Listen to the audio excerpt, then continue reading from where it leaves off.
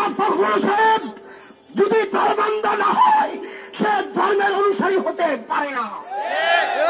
ইসলাম ধর্মের অন্ধ, আমরা মুসলমান, আপনি কোন ধর্মের অন্ধ?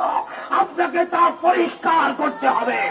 আবুল সরকার যে আল্লাহর নামে কটূক্তি করেছে তাকে দৃষ্টান্তমূলক শাস্তি দিতে হবে, ফাঁসির কাস্টে ঝুলাতে হবে। আর আবুল সরকারের পক্ষ অবলম্বন করে বলছেন বাঙালি জাতি গোষ্ঠীর উপরে আঘাত আনার জন্য ধর্মান্ধ গোষ্ঠীর আমাদেরকে ধর্মান্ধ গোষ্ঠী করে কটূক্তি করেছেন, তাদেরকে বলতে চাই বাঙালি জাতির আগে মুসলিম জাতিসত্তা, মুসলিম জাতিসত্তা মানবেন না।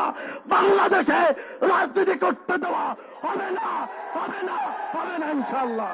আবুল সরকারের যদি দৃষ্টান্তমূলক শাস্তির ব্যবস্থা করা না হয়, আমরা হেফাজতে ইসলাম প্রশাসনের বিরুদ্ধে আন্দোলন করতে বাধ্য হব। মির্জা ফখরুল সাহেব যদি ধর্মান্ধ না হয় সে ধর্মের অনুসারী হতে পারে না। ইসলাম ধর্মের অন্ধ, আমরা মুসলমান, আপনি কোন ধর্মের অন্ধ? আপনাকে তা পরিষ্কার করতে হবে। যদি মুসলমান ধর্মের অন্ধ হতে না পারেন, বাংলাদেশের মুসলমানদের রাষ্ট্রে আপনাদের রাজনীতি চলতে পারে না, কেউ আর মুসলমান থাকতে পারে না। যারা তার বক্তব্যকে সমর্থন করেছে তারা আবুলের মতো ইসলাম বিদ্বেষী। অতএব আবুলকে বিচার করতে হবে, ফাঁসি কাস্টে ঝুলাতে হবে। ঢালাইয়ের সেরা প্রিমিয়ার সিমেন্ট।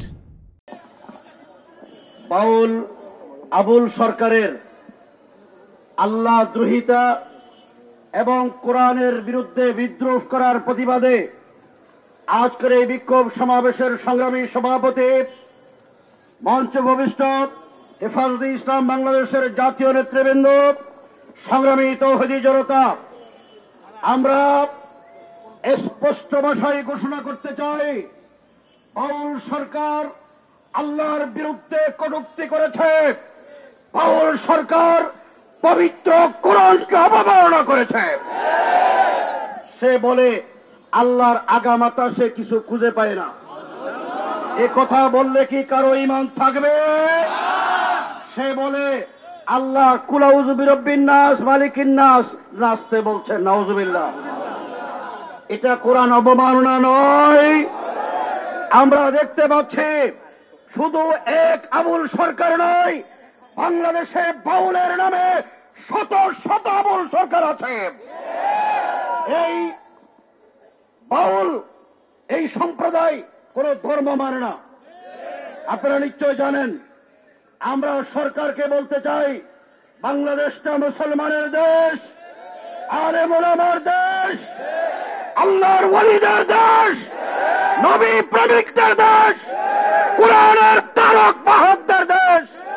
এই দেশে আল্লাহর বিরুদ্ধে কথা বলে, কোরআনের বিরুদ্ধে কথা বলে বাউলরা থাকতে পারবে না।